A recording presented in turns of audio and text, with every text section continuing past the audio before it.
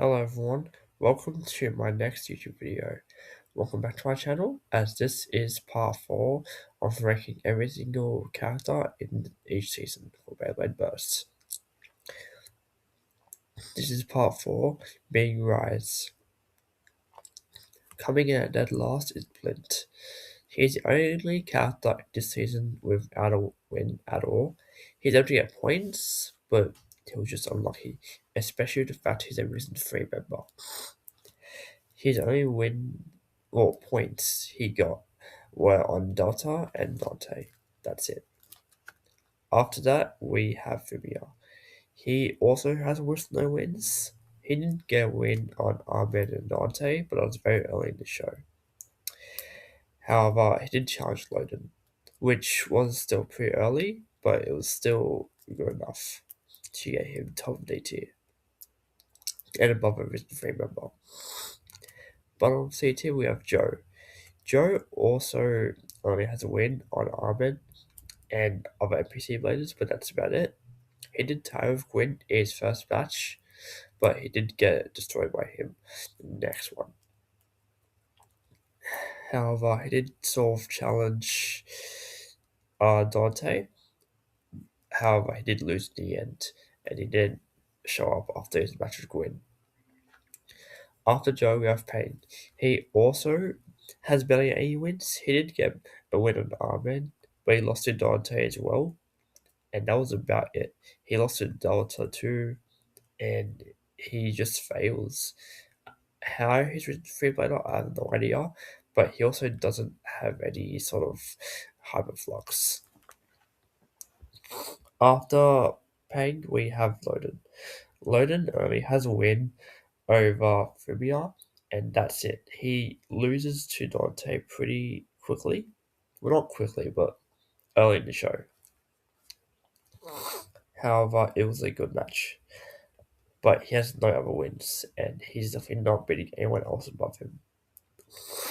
After Loden, we have Arthur. Arthur's a pretty strong blader, considering he beat Ida in his first match, and he defeated Dota and Dante, and destroyed both their base, and he beat Armin before he lost in the rematch. But yeah, Arthur has lost a lot of matches, but he's also won against the majority of them as well. He beats almost everyone on this list. Now, after that, we have Armin. Armin is stronger than Arthur because he beat him in the rematch, and I was with the turbo armor on, not turbo armor, the infinite lock armor, and he was the first person to do so. However, he's unable to challenge anyone else above him, but he did achieve hyperflux. Next, we have Iga. Iga's top 5, considering he beat Armin, and it was 4-0, and he did go all out as well. However, he did almost lose to Dante, as Dante did beat Arthur, but Iga lost to Arthur as well. Now it's just in one match. But yeah, Iga's top 5, and I don't think he will beat Delta. After that, we have Dante, top of 80. The reason he's this low is because he could not beat Delta on his own, and he never did at all. Delta always beat him. Same thing for Gwyn. He never beat him on his own. He needed Armand and Delta's help to beat him.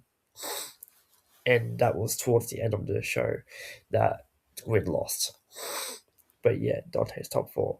But he doesn't beat everyone else below him on this list, as if he and I got bound again, I reckon Dante would have won. Next, we have Delta, bottom best here. Delta is there because he is able to beat everyone else on the list. However, he does lose to Gwyn, as he cannot beat him on his own. And he definitely cannot beat Bolt on his own, considering he owned BC Soul. But yeah, Delta is this high. After that, we have Gwyn.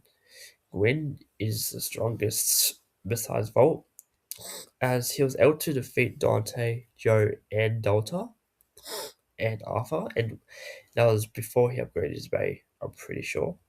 if he wasn't, correct me if I'm wrong. But Gwen's a pretty strong player, especially if that lock system. And he's able to beat all resident three members, considering that he beat Dota. But yeah. Number one is Volt. This one's a little bit hard to rank, considering he had three matches, and it was very early to show. But it seemed to be pretty strong. But I do think he would have beat Gwen and Delta if he battled more. But yeah, Volt is number one.